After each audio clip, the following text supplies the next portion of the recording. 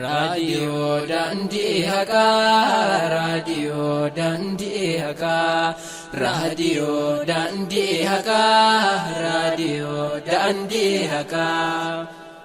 kabajamtoota fi dhaggeeffattoota hordoftoota raadiyoo Daandii Haqaa egaa kakaaba kibbaan bahaadhiyaan biyya keessaaf biyya alatti argamtan hawaasa keenya egaa tibba kana godina Booranaa aanaa Sooddaa keessatti konkolaataan 8 dhaqqabu kan meeshaa hedduu baadhate akkasumas konkolaataan 2 rasaasa baadhatu isaanii kan shakkaman magaalaa Sooddaa keessatti hawaasa keenyan ugguramanii yeroo turanitti hawaasa keenya irratti qaamonni garaa jabeeyyii egaa humnoonni mootummaa federaalaa uummata keenya irratti tarkaanfii fudhataniin ilmaan keenya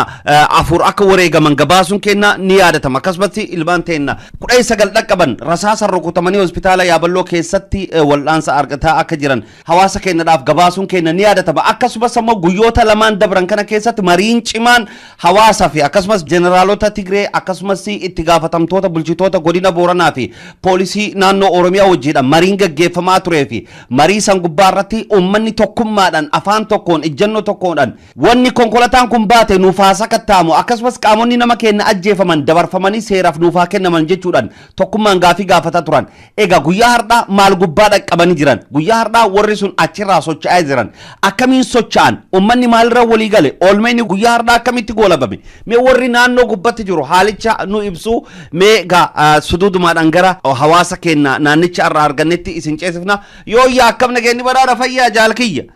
nageenyi badhaadha naguma nagaa jirra isin shirtu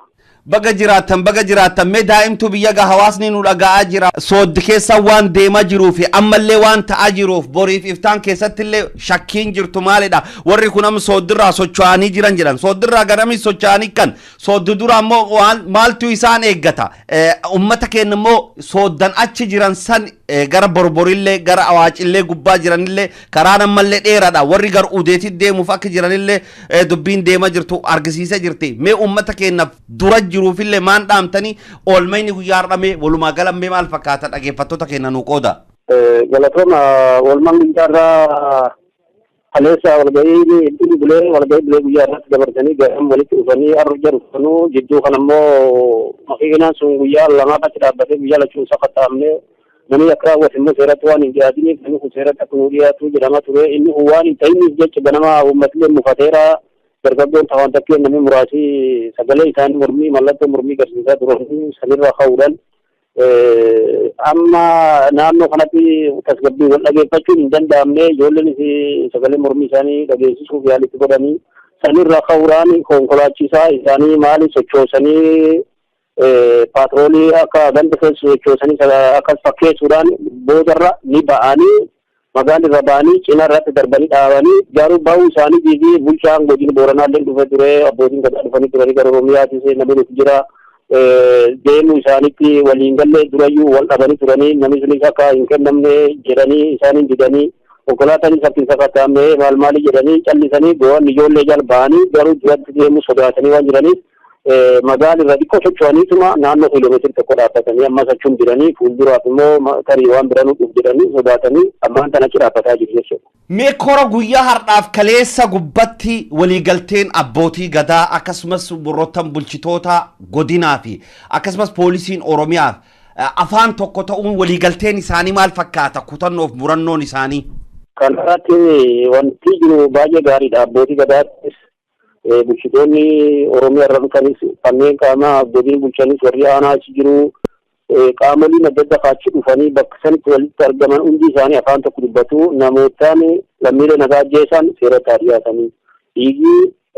dargaggoota du'anii haa kaffalamuuti konkolaatichi haa sakattaamuuti isi jedhu irratti walii galanii biyyoonatti fudhatamee hojiitti ifamuu dhabuu isaatti garana dhiyeesse malee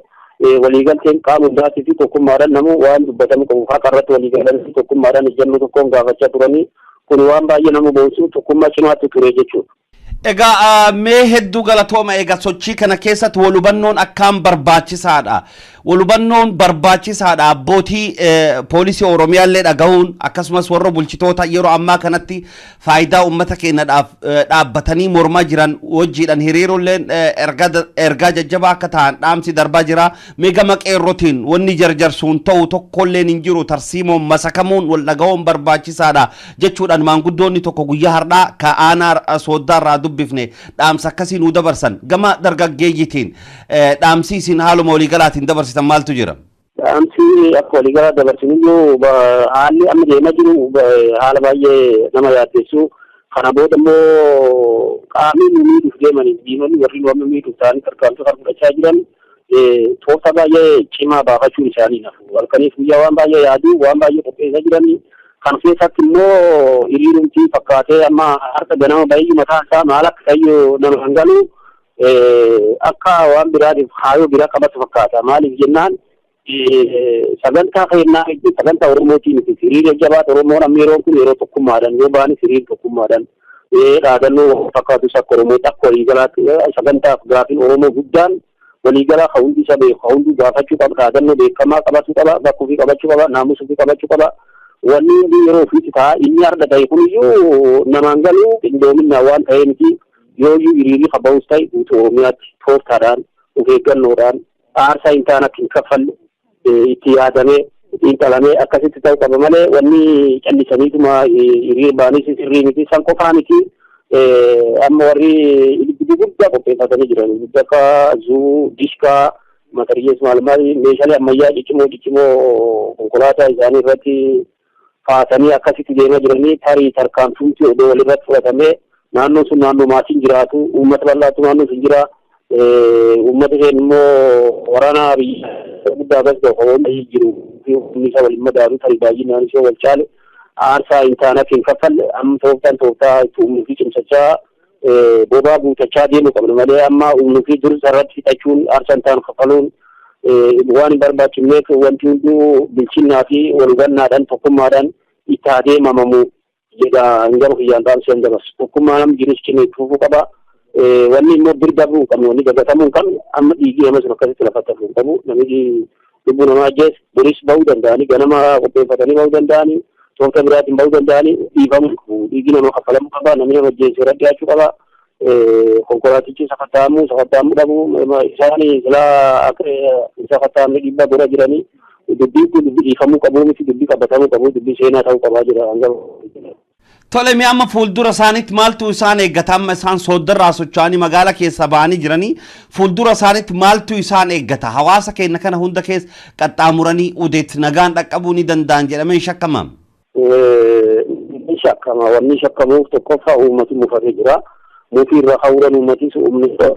bittinnaaniif gurmaa'anis aarii irra hawuranii qindeeffatee jira bakka bakkaatti uummati waan jiruuf karaa waajjillee yoo deeman naannoo sunitti tarkaanfii tarii fudhatamuu ni mala isaanis kan ni beeku waan kan sirriitti waan beekaniif hin deemin konkolaataan akka hin dabarre karaanis cufamaa jira bakka tokkotti wanni deeman irratti gufuun akka isaan kunnamti waan beekaniif yoo nayyuutaan malee marii kanaaf jecha taa'uu hin jiran wanni guddaan namni hubachuu qabu mariif hin feenne isaan haalli cimaa waan isaan eeggatuuf ta'aa jiru malee wanni mariif jecha isaan ta'anii jiru fuulduratti tarii tarkaanfii gama uummataatiin uummati waan mufatee jiruuf uummanni kun madaalawaa miti fayyadu odoo laaliin uummati tarkaanfii fudhachuu ni mala saniif tarii gaagaamni jiru maal fakkaataa fayyadu wanni reeflee erga dabarsineef kana fuulduraa fi milkaanii karaa milkiitiin keessatti damee waajjillee qabatanii gamsoomaleetti tarkaanfachuuf yoo meeshaa kan geessuuf deeman inni milkaanii jedheetiin ijaatu fuulduratti walitti bu'iinsi uumamuun isaa ifaadha jedhee yaada. Egaa hedduu galatoomi odeeffannoo nuu kennite kanaadha fi egaa maqaa dhaggeeffattoota keenyatiin si galatoomfannaa jaala kennaa yeroo birallee deebinee wal arginaa horii bulii deemanii rabbiin irra nu aansu.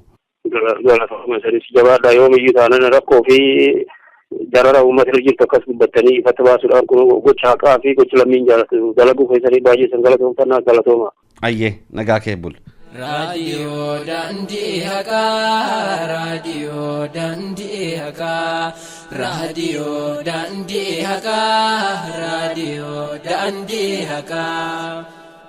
Radio Dandi Haka, Radio Haka Dabbati, Kapsu Hitu, Kapsu Duga, Rabbu Ramti, Media Hawa Sabala. ibsituu dukkana walaala